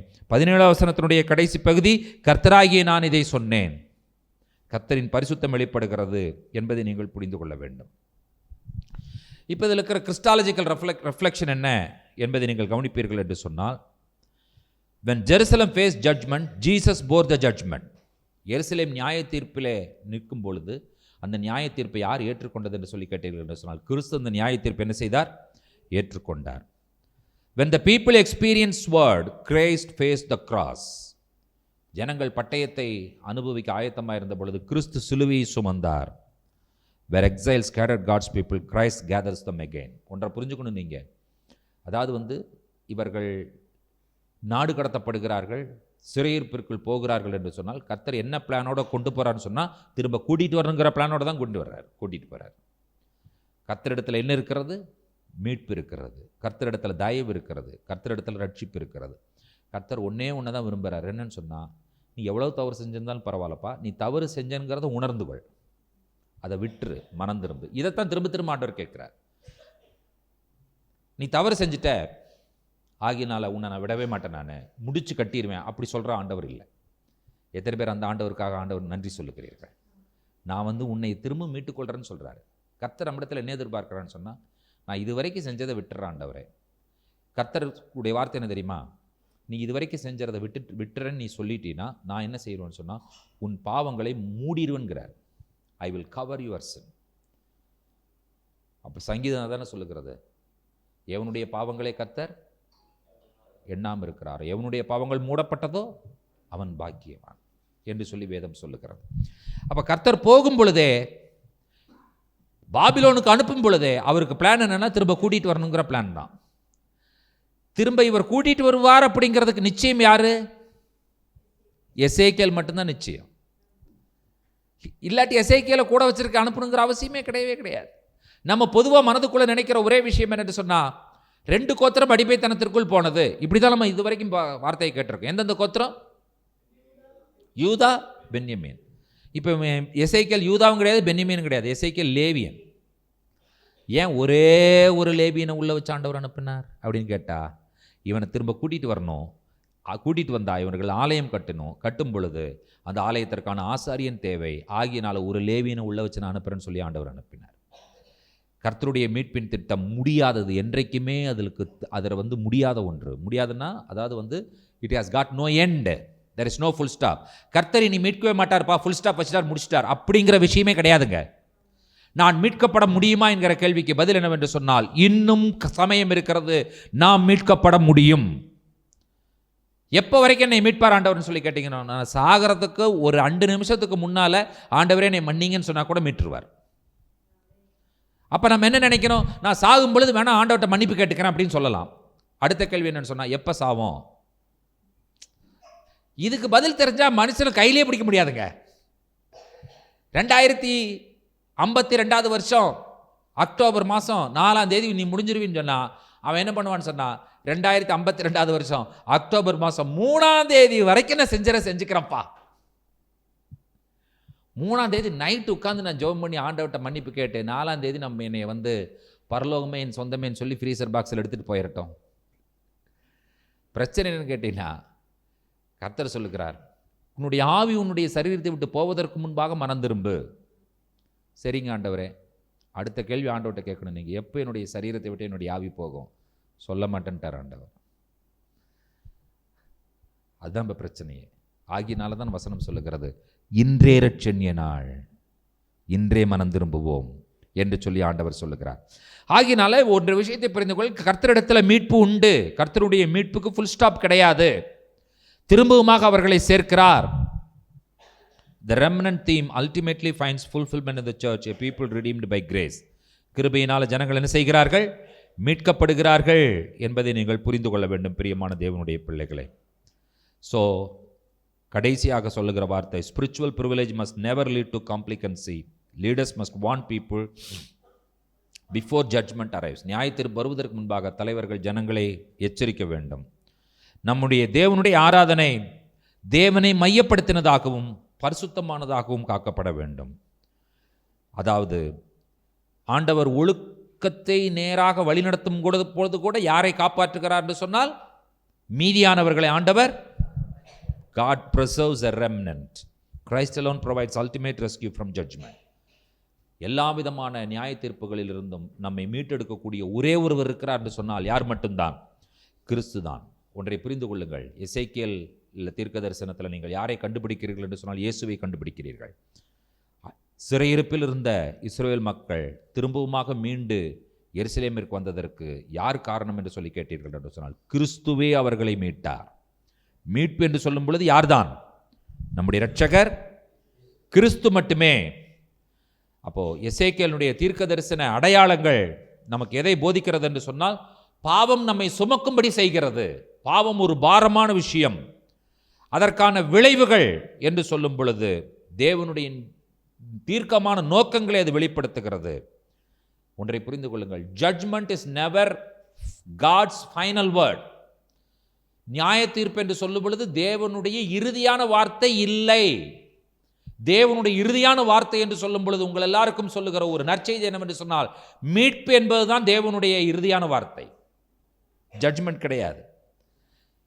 அவர்கள் சிறையிருப்பில் இருக்கும் பொழுது கூட கர்த்தர் எதைத்தான் அவர்களுக்கு ஆயத்தப்படுத்தி கொடுத்தார் என்று சொன்னால், திரும்பவுமாக வருவதற்குண்டான காரியத்தை தான் ஆண்டவர் ஆயத்தப்படுத்தி கொடுத்தார். அதற்கு நேராகத்தான் இவர்கள் போனார்கள். ஒவ்வொரு நாளும் பாஸ் ஆகும் பொழுது அவர்கள் எதை நோக்கி நெருங்கினார்கள் என்று சொன்னால், நியாய தீர்ப்பை நோக்கி நெருங்கவில்லை, மீட்பை நோக்கித்தான் நெருங்கி போனார்கள். மொத்தம் 70 வருஷம். ஒரு வருஷம் முடிஞ்சதுக்கப்புறம் இன்னும் எத்தனை வருஷம் இருக்குதுன்னு சொல்லுவாங்க? இன்னும் 69 வருஷம் இருக்கு. எதுக்கு? நியாய தீர்ப்புக்கா? இல்லை, திரும்பி வர்றதுக்கு. புரிஞ்சுதா உங்களுக்கு? அந்த க்ளோஸ்னஸ் எதை நோக்கி கொண்டு வருகிறது என்று சொன்னால், நியாய தீர்ப்புக்கு நேராக நம்மை கொண்டு போகவில்லை, மீட்பிற்கு நேராக நம்மை கொண்டு செல்கிறதா இருக்கிறது. The God who judges is also the God who redeems. நியாய தீர்ப்பு செய்கிற தேவன் தான் நம்மை மீட்கிற தேவன் என்று சொல்லி நம்ம எல்லாருக்கும் புரிய வேண்டும். பிரியமான தேவனுடைய பிள்ளைகளே, ஆண்டவருடைய வார்த்தைகள் சமூலமும் சத்தியமாய் இருக்கிறது. எத்தனை பேர் அதை சந்தோஷமாக ஏற்றுக்கொள்வதற்கு ஆயத்தமாக இருக்கிறீர்கள்? கர்த்தாவே, உம்முடைய வார்த்தைகளை நாங்கள் சந்தோஷமாக ஏற்றுக்கொள்ளுகிறோம். சங்கீதத்தில் சங்கீதக்காரன் ஒரு இடத்துல சொல்லுவான். என்ன சொல்லுவான்னு சொன்னால், எந்த ஆண்டவர் எங்களோடு கூட வராமல் இருந்த ஆண்டவர் அல்லவா அப்படின்னு சொல்லுவான். இல்லையா? எங்களை நியாய தீர்ப்புக்கு நேராக வழிநடத்தின ஆண்டவர், எங்களோடு கூட வராமல் இருந்த ஆண்டவர் தான் எங்களை என்ன செய்கிறார்? காப்பாற்றுகிற தேவனாய் இருக்கிறார். எந்த பெற்றோர் பிள்ளைகளை காப்பாற்றுவார்கள் என்று சொன்னால், தண்டிக்கிற அதே பெற்றோர் தான் பிள்ளைகளுக்கு என்ன கொடுக்குறாங்க? சோறும் கொடுக்குறாங்க. கரெக்ட் தானா? தண்டனை மட்டும் கொடுத்துட்டு சாப்பாடு பக்கத்தை விட்டு சாப்பிடுன்னு சொல்கிறது கிடையாது. இல்லாவிட்டால் சாப்பாடு கொடுக்குற ஆளெல்லாம் தண்டிக்கிற ஆள் கிடையாது. பெற்றோர் என்பவர்கள், தண்டிப்பவர்கள் அதே பெற்றோர் நமக்கு என்ன கொடுக்குறாங்க? பாதுகாப்பும் பராமரிப்பும் உணவும் கொடுத்து நம்மை பாதுகாக்கிறவர்களாக இருக்கிறார்கள். எசேக்கியேல் 5ஆம் அதிகாரம் உங்களுக்கு புரிந்திருக்கும் என்று சொல்லி நினைக்கிறேன். கர்த்தருடைய கிருபை நம்மோடு கூட இருக்கிறது. ஆண்டவருக்கு சித்தம் இருக்கும் என்று சொன்னால் தொடர்ந்து அடுத்த வாரத்தில் எசேக்கியேல் 6ஆம் அதிகாரத்தை தியானிக்க உதவி செய்வாராக. நீங்கள் வீட்டில் போய் திரும்ப திரும்ப என்ன பண்ணணும்னு சொன்னால் 5 அதிகாரங்களை ஒரு முறையாவது திரும்ப படித்து கொண்டு வாருங்கள். மனதில் இவைகளெல்லாம் ஞாபகம் வையுங்கள். எசேக்கியேலை ஒரு ஓவியனாகவும், எசேக்கியேலை ஒரு சவரகன் கத்தியை எடுத்து தலையையும் தாடியும் சிரைக்க சொல்லுகிறவராகவும், பல தானியங்கள் எடுத்து அப்பத்தை சுட வைக்கிறவராகவும், இப்படி பல நிலைகளில் ஆண்டவர் என்ன செய்தார் என்று சொன்னால் எசேக்கியேலை ஆண்டவர் உருவாக்குகிறார் என்பதை நாம் அறிந்திருக்கிறோம். கர்த்தர் உங்களையும் என்னையும் இப்படிப்பட்ட காலங்களிலே அற்புதமாய் பாதுகாத்து மீதியானவர்களுடைய கூட்டத்திலே கர்த்தர் உங்களையும் என்னையும் வைத்திருக்கிறார். தெரிந்தெடுக்கப்பட்ட சிலருடைய கூட்டத்திலே கர்த்தர் உங்களையும் என்னையும் வைத்திருக்கிறார் என்கிற மேலான சந்தோஷத்தோடு கூட தேவனுடைய வார்த்தைக்கு கீழ்ப்படிய கர்த்தர் நமக்கு உதவி செய்வாராக. கண்களை மூடி நாம் ஜெபிப்போம். கிருபையும் இரக்கம் மீது நிறைந்த எங்கள் அன்பின் ஆண்டவரே, இந்த ஆசீர்வதிக்கப்பட்ட மாலை பொழுதிலே தேவன் நியாய தீர்ப்புக்கு நடத்தினாலும் உம்முடைய இறுதியான வார்த்தை நியாய தீர்ப்பல்ல, உம்முடைய இறுதியான வார்த்தை மீட்பு என்பதாகும். அந்த மீட்பின் திட்டத்தில் எங்களையும் ஒன்றிணைத்து எங்களை மீட்டுக்கொள்ள நீர் போதுமானவர். நீர் எங்களிடத்தில் எதிர்பார்ப்பது ஒன்றே ஒன்று மட்டும்தான். ஆம் ஆண்டவரே, நாங்கள் தவறு செய்து விட்டோம், எங்களை மீட்டுக் கொள்ளுங்கள் என்கிற சத்தத்தை இருதயத்திலிருந்து நாங்கள் ஏறெடுக்கும் பொழுது எங்களை மீட்டுக்கொள்ள போதுமான தேவனாய் இருக்கிறதற்காக நன்றி சொல்லுகிறோம். ஒரு முறை கூட நாங்கள் சேர்ந்து சொல்லுகிறோம், ஆம் ஆண்டவரே, நாங்கள் உமக்கு விரோதமாக பாவம் செய்து விட்டோம், எங்களை மீட்டுக்கொள்ளும். தலைமுறை தலைமுறையாய் ஆசீர்வதிக்கிற தேவன், தலைமுறை தலைமுறையாய் மீட்டுக்கொள்ளுகிற தேவனுடைய கரங்களிலே எங்களை தாழ்த்தி சமர்ப்பிக்கிறோம். துதி கனமையும் உமக்கே ஏறெடுக்கிறோம். இயேசு கிறிஸ்துவின் பலமுள்ள நாமத்தில் வேண்டுகிறோம் பிதாவே, ஆமென். நம்முடைய கர்த்தராகிய இயேசு கிறிஸ்துவின் கிருபையும் பிதாவாகிய தேவனுடைய அன்பும் பரிசுத்த தேவாவியானவருடைய அந்யோன்ய ஐக்கியமும் சிநேகமும் நம் அனைவரோடும் கூட கர்த்தருடைய வருகை பரியந்தம் நீடித்து நிலைத்திருப்பதாக. ஆமென். என் ஆத்துமாவே கர்த்தரை ஸ்தோத்திரி, என் முழு உலகத்தினுடைய பரிசுத்த நாமத்தை ஸ்தோத்திரி. என் ஆத்துமாவே கர்த்தரை ஸ்தோத்திரி, கர்த்தர் செய்த சகல உபகாரங்களையும் மறவாதே. ஆமென். ஆமென். Praise the Lord. Hallelujah. God bless you. கர்த்தர் உங்களை ஆசீர்வதிப்பார்.